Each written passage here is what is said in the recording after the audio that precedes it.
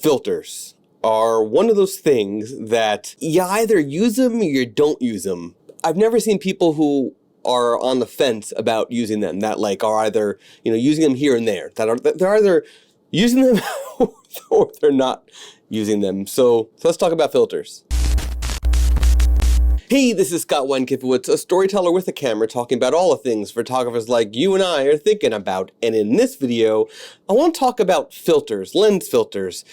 Filters that do things to your images that can impact your images either positively or negatively. And I want to talk about specifically ones that are useful and why they're useful. There are a wide range of filters out there for your lenses. There are filters that go screw on to your lens, like this one. There are filters that just slide in front of your lens with a mount adapter. There are filters that magnetize to the front or the back of your lens. There's a wide range. So let's talk about what type of filters are most common and how they're beneficial or not beneficial to you as a photographer. The first filter, the one that's probably most common, is the UV filter. Now, this one is from ProMaster.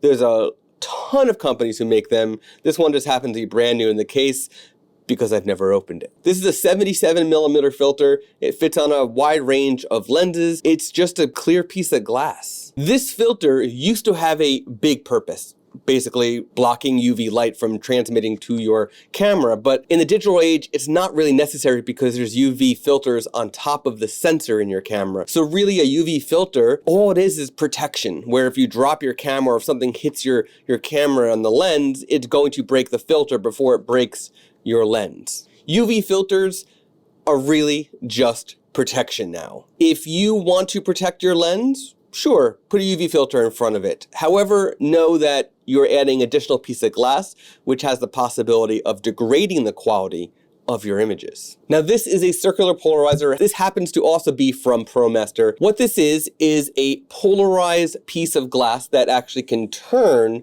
and either get darker or lighter depending on how you turn it. Now, the benefit of this is for multiple things. One, it can act as sort of a neutral density, which we'll get to in a minute, and darken your scene so that you can have a longer shutter speed. But really, the purpose of this is so that you can see better in harsh sunlight. You can see through water or see the clouds more, see out windows, removing reflections in the windows. It does things like that. If you don't have a polarizer, then just take sunglasses that are polarized and put them in front of your face and you'll see exactly what this does. You'll see blues be more rich, greens be more rich, and so on and so forth. The thing with circular polarizers is that if you start twisting the opposite direction, you can actually pop it apart into two different pieces. So be careful what you're doing. I use a polarizer a lot. I use it if I'm not using an ND filter. This is the one I'm using. This is also 77mm. But if I am using my ND filters, my neutral density filters, which we'll get to in a minute,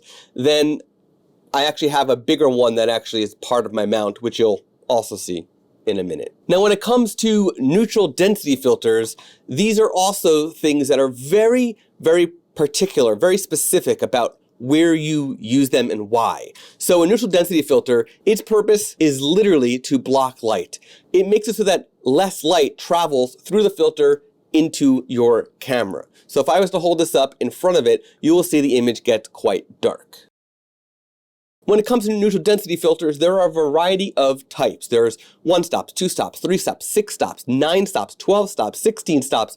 I've even seen 20 stop filters. If you want to learn a ton more about neutral density filters and long exposure photography, just click right there. I have a whole course on it available to you. I even have an ebook if you want to buy just the ebook and not the course. Now, this is a 3-stop filter. This is actually from White House Custom Color, and this is a screw-on filter similar to the UV and the polarizer that you just saw before. But when it comes to neutral density filters, there's another method, another style of neutral density filter, and that is the slot-in style. And that is where you put a mount on front of your camera, on front of your lens, and then you can slide in the neutral density filters that are actually flat pieces of glass. Now, the advantage of that is that you can actually do a graduated filter, which means that it goes from clear to dark on one sheet of glass, whereas this one is completely solid and you cannot see through it. They also make graduated filters, which look like this. As you can see, it goes from dark to light.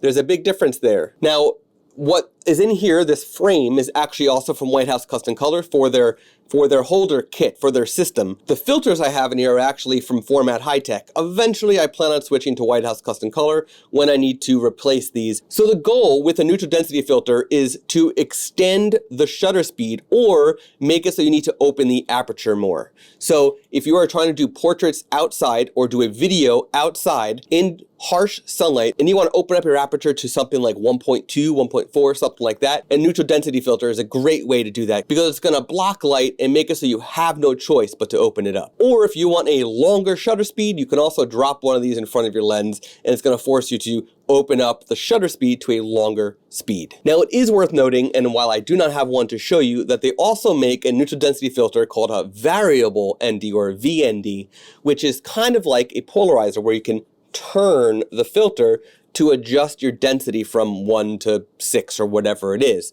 The problem with this is that they're not actually neutral density filters. These are two polarizers basically connected to each other that twist.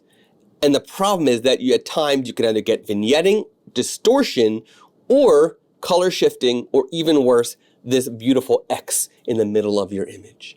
So I do not recommend variable NDs for photographers, but for videographers, when you're just trying to move real fast and you just need a quick adjustment, a variable ND might be enough because you don't need to do too much at times. And if you get to the point where there's that X that starts showing up, you're going to want to make other adjustments anyway. So those are the most common types of lens filters. There are a variety additional ones that are out there, but those are the most common ones. And hopefully you can walk away from this video understanding more of what is out there, and then make a decision based on that to determine if you actually need any of them. Because really you don't, unless you want to get very particular. If you like this video, click that subscribe button below right now. I publish new videos every Monday and Thursday whenever possible. You don't want to miss it.